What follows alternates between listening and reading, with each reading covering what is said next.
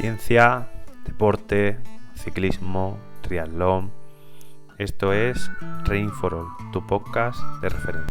Episodio 17 de nuestro podcast. Cambiamos completamente de tema o de tercio para presentar un nuevo dispositivo. En este caso el SFHT, que básicamente es un potenciómetro de running o de carrera a pie.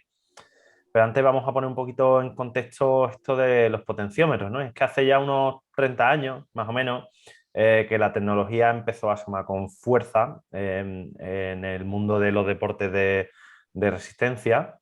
Y bueno, pues los primeros dispositivos SRM para el ciclismo, pues llegaron los medidores de potencia a esta disciplina. La verdad es que estos potenciómetros eran bastante caros, e incluso a día de hoy un SRM sigue siendo uno de los potenciómetros, si no el que más caro de todos los que podemos encontrar en el mercado para bicicleta. Pero bueno, la inversión en este dispositivo, en el SRM, ha permitido que otros dispositivos que han intentado más o menos asemejarse a este en la forma de medir y demás, pues abaraten la tecnología que hoy día da soporte a dispositivos como puede ser, por ejemplo, los Axioma Favero, o como puede ser Stage, o puede ser cualquier otro potenciómetro, incluidos los asiáticos, que se pueden adquirir a través de páginas como AliExpress, que bueno, son bastante más baratos, incluso no llegan a sobrepasar ni siquiera los 300 euros en algunos de los casos. Son básicamente el precio de entrada al mercado. Hoy, en vez de centrarnos en el ciclismo, nos vamos a centrar en el otro deporte de resistencia por excelencia, que sería en este caso el running. Y para poner un poquito en contexto con la gama de dispositivos que puede haber en el mercado y en que empezó a destacar hace unos años, voy a dar paso a mi compañero Gabri, que os va a explicar un poquito el contexto de todo esto. Bueno, el uso de los potenciómetros de carrera, bueno, son herramientas, principalmente las mayores herramientas no es que sean medidores de potencia tal y como lo conocemos en ciclismo. En ciclismo, la mayoría de los medidores de potencia ya hoy en día se usan con una especie de galga extensométrica o giroscopios, como puede ser el caso de Favero. Y aquí lo que utilizamos son acelerómetros, que lo que nos ayuda sobre todo es, bueno, a ver cómo es el comportamiento de la acelerometría y en base a esas mediciones se pueden hacer estimaciones de lo que son, de lo que es la potencia y algunas estimaciones también relacionadas con la biomecánica.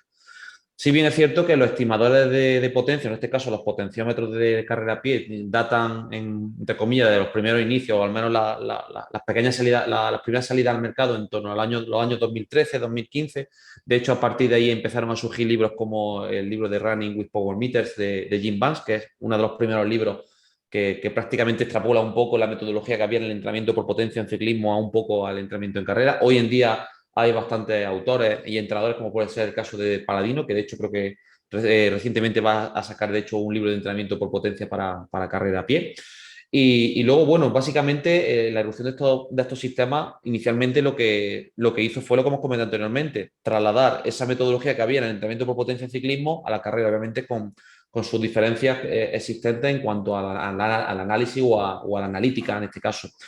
Si bien es cierto también que una de las grandes herramientas que nos permite, además del control de la potencia, como sí se utiliza en ciclismo, en carrera, es también la posibilidad de medir factores relacionados con la biomecánica y sobre todo poder secuenciar de una mejor manera, individualizar la técnica de carrera que es muy conocida dentro del mundo del running, del trail también, sobre todo también el uso de estos dispositivos se suele utilizar bastante también para el cálculo de potencia y sobre todo el control de la carga externa, y a partir de ahí lo que nos ha permitido en todo este caso este avance metodológico es sobre todo pues, optimizar los procesos de una forma más estructurada y en definitiva optimizar esos procesos para tomar mejores decisiones en cuanto al entrenamiento. Es por ello que a continuación mi compañero Sergio os va a hablar en concreto de la metodología de este estudio, donde hablaremos de, bueno, de que se ha estudiado, que se ha realizado y las principales aplicaciones a través de la charla, coloquio, discurso que vamos a tener entre todos ahora.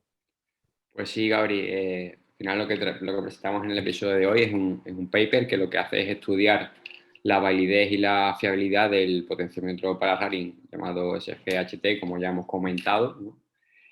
El potenciómetro pues consta de dos pequeños dispositivos que se colocan en las zapatillas, los cordones podría ser, que se conectan a una aplicación para smartphone. Y entonces pues se registran distintos parámetros que se recogen a través de un acelerómetro y un giroscopio para ver pues, todas las métricas derivadas de la carrera a pie. Entonces, para estudiar, como digo, la validez y la fiabilidad de este potenciómetro, pues en el estudio lo que hicieron es recoger los datos en dos situaciones distintas, en pista y en laboratorio, es decir, en una cinta. En la pista contaron con 12 sujetos, eran varones todos, entre 35 y 46 años, que realizaron una carrera submáxima en una pista de 400 metros en 2 días consecutivos. Es decir, hicieron 2 mediciones en 2 días consecutivos, uno después de otro, y a 2 velocidades distintas. La primera a 10,5 km por hora y la siguiente a 12 km por hora. Y en el laboratorio, en la otra situación que comentamos, la muestra fue de 8 hombres y 7 mujeres que estaban entre los 26 y 29 años y con un consumo de oxígeno de entre 57 más o menos 9 mililitros kilogramo minuto. Y realizaron un test incremental, donde se aumentaba 1 km por hora cada 3 minutos. No se llegaba al máximo, sino que se cortaba el test cuando la medición del lactato llegaba a los 4 milimoles. Y además de esto, pues también se midió el intercambio de gases. Esto lo repitieron, este test, en 4 ocasiones y estos test pues, estaban separados por una semana entre ellos. Así que os dejo con mi compañero Jesús, que os va a comentar un poco qué resultados obtuvieron de este análisis. Bien, pues paso a hablar un poco de los resultados que se han obtenido en este estudio.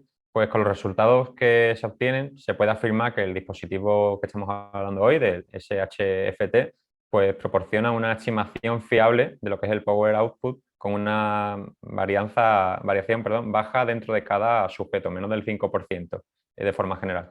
Concretamente, esta variación es del 1,8% para la prueba de 10,5 km, ¿vale? 10,5 km la hora y una varianza del 2,4% para la prueba de 12 km hora. Todo ello en pruebas outdoor, como ha explicado antes Sergio. También se realizó una prueba en cinta en el que este porcentaje fue un poco mayor, del 5%. El estudio marca que estas diferencias entre lo que es la prueba outdoor e indoor pueden ser debidas principalmente a inconsistencias en lo que es el equipamiento del sensor y también a cambios en el funcionamiento biomecánico, entre otros aspectos. También hay otros estudios que comparan diferentes medidores de potencia de running, como el Stride, el Polar Vantage, el Run Sky, etc., con los que se llega a la conclusión de que el Stride es el más fiable entre los dispositivos que comparaban. Entre ellos no se encontraba del que hablamos hoy, el SHFT. Por lo tanto, si atendemos a los resultados de este estudio que he comentado y al coeficiente de esta varianza que he comentado antes, pues podemos afirmar que el SHFT tiene una fiabilidad similar al Stride, ¿vale? Que hemos comentado que era el más fiable en artículos como el que he dicho, en el que comparaban varios potenciómetros. Por lo tanto, podemos confiar en este nuevo dispositivo. A continuación, mi compañero Carlos comentará algunas conclusiones relacionadas con este estudio y con los potenciómetros en general en running. Bueno, pues vamos a acabar de hablar un poco de este estudio, ¿vale? Y con esto decimos que el dispositivo SIF, como ya han comentado mis compañeros, es una herramienta bastante fiable para estimar la potencia en carrera y presenta una baja variación intrasujeto, algo que es bastante importante, ya que vemos que esta herramienta es susceptible a la técnica de carrera de cada sujeto, pero al utilizarla siempre el mismo sujeto, pues no hay ningún problema. Y otro aspecto a destacar es que además presenta una alta correlación con la tasa metabólica. Es decir, que se puede asumir que está bastante correlacionado esta potencia con el consumo de oxígeno que se mide en la prueba incremental.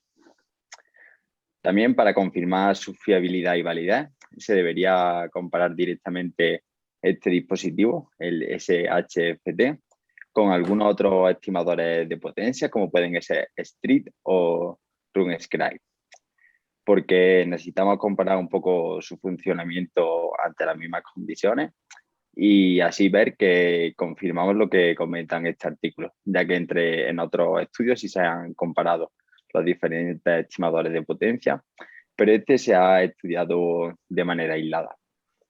Y con esto doy paso al siguiente.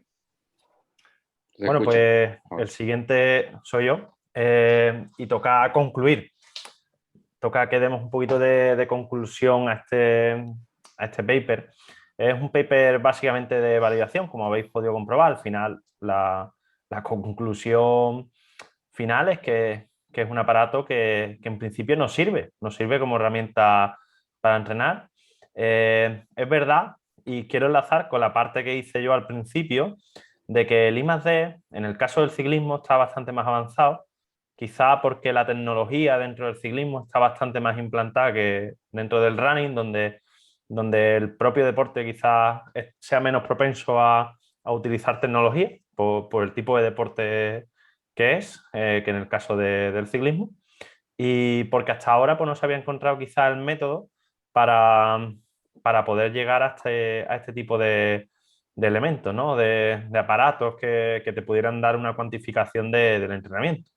Que nos viene muy bien, ya os digo, para cuantificar cargas y demás. Pues más allá de la frecuencia cardíaca, que ya sabemos todos lo Las volátil que puede limitaciones que ser, tiene. sobre todo en ciertos sujetos, que muchas veces, y yo siempre utilizo los ejemplos más cercanos, he tenido la experiencia de entrenar a gente que no pasa de 150 pulsaciones o de entrenar a gente que se le dispara el pulso a poco que da dos pasos. Entonces, este tipo de aparatos son sin duda necesarios para poder llevar una cuantificación correcta de la carga. Yo quería enfocar por ahí mi conclusión porque me parece súper importante que se sigan desarrollando productos de este tipo que cada vez abaratará más la tecnología en el running y seguramente terminen descubriendo o más que descubrir, inventando, que hay una diferencia sustancial entre una cosa y otra, inventando una nueva tecnología que permita a los entrenadores de running tener más a la mano un montón de datos sobre sus corredores y con ello mejorar los procesos de entrenamiento de los mismos. Yo estoy totalmente de acuerdo en lo que has comentado, José, sobre todo porque creo que también cambia un poco el paradigma y sobre todo las limitaciones existentes que había antes con la metodología del trabajo en carrera a pie. Sí es cierto que, por ejemplo, tanto la limitación que ha dicho la frecuencia cardíaca como, por ejemplo, la velocidad, tradicionalmente se trabajaba mucho en base a la velocidad aeróbica máxima y en base a, obviamente, a la segmentación de zona de entrenamiento en base a ritmos por kilómetro. Problemática que tenemos cuando hay viento a favor y viento en contra, que eso es una gran problemática. ¿Qué conseguimos con el tema del estrido u otros estimadores de potencia?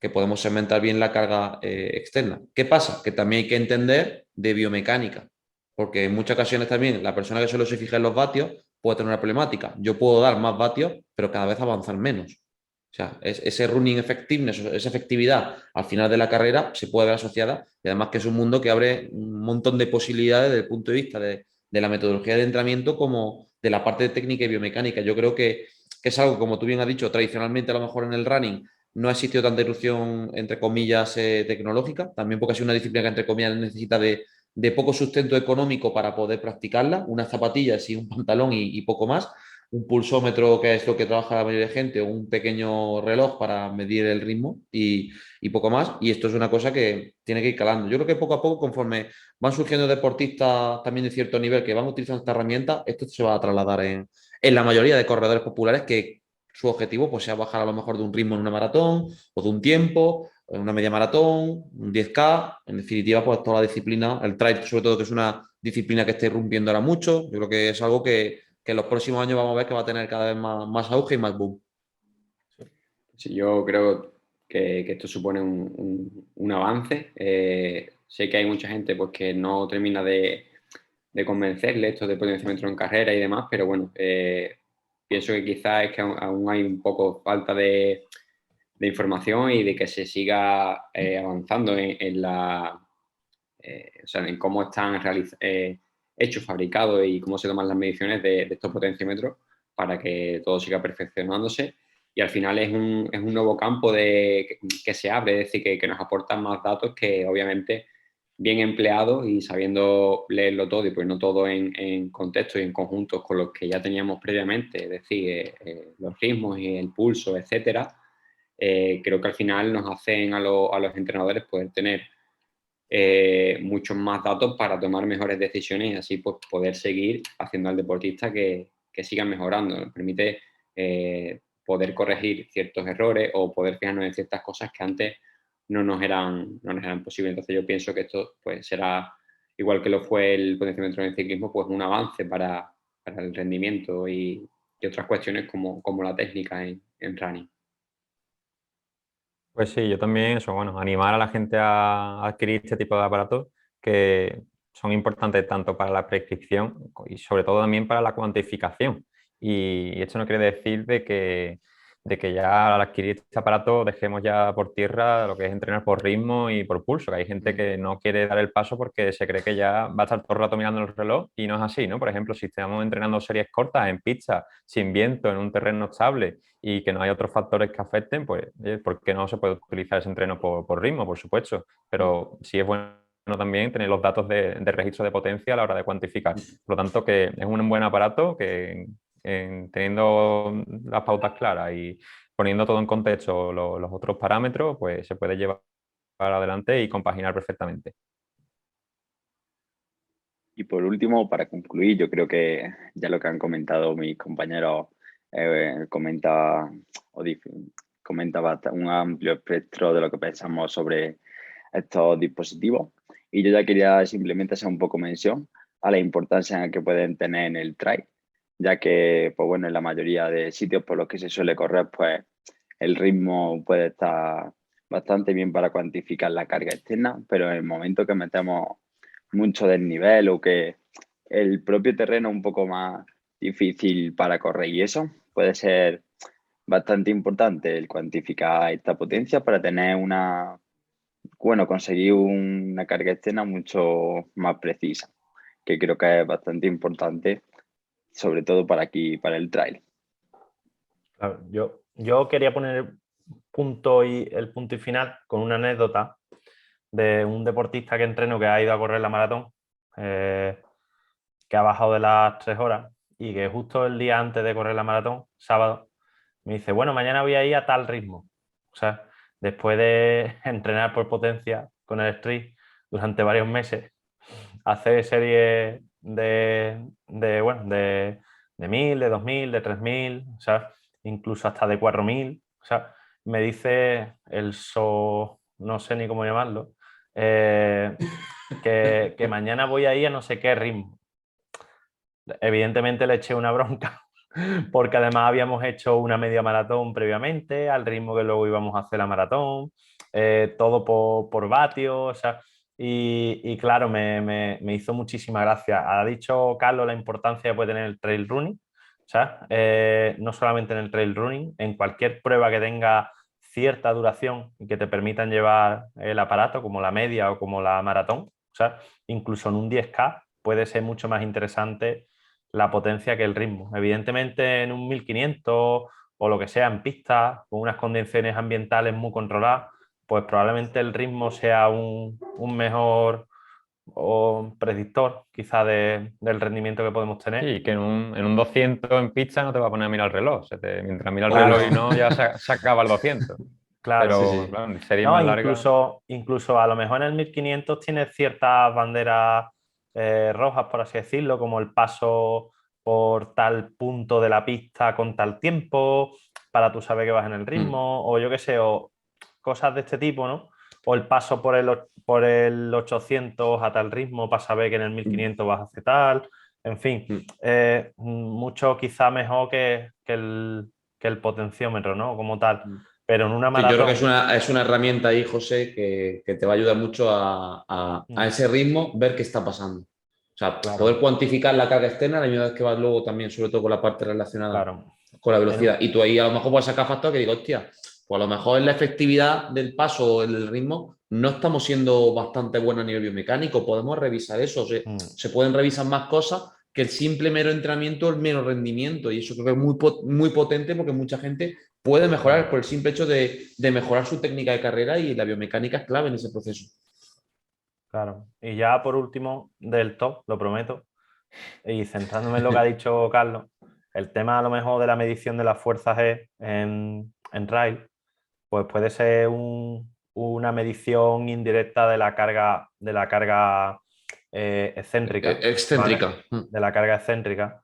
Y eso puede venir muy bien porque incluso planificar los descansos después del número es decir, de esta carga, de este predictor de carga excéntrica, ¿no? Que podría ser esta fuerza G, pues puede ser muy importante, sobre todo por optimizar las recuperaciones y demás, ya por relacionarlo un poquito con el DOMS, con el tema del DOMS, que hemos hablado tantas veces, ¿sabes? Que sobre todo está producido por el tema de la carga excéntrica, entonces por rizar el rizo y unirlo todo, pues para que lo tengáis por ahí, la importancia que puede tener a lo mejor un aparato de este tipo para saber lo duro o no duro que ha sido el trail más allá del desnivel. A lo mejor tiene mucho desnivel, pero las cuestas no están tan inclinadas, por así decirlo, sino que es más relajado el recorrido y sin embargo te meten una bajada de mala muerte, donde la carga excéntrica es enorme en Es las brutal. bajadas y te tiene provoca menos mucha desnivel. más fatiga a nivel muscular que va a necesitar, por lo tanto, más tiempo para recuperar.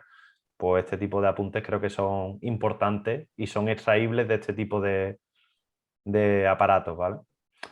Así que nada, ya damos por finalizado el episodio 17, nos vemos en el 18 la semana que viene y nada, hasta luego, señores. Luego... Hasta luego, amigos. Luego,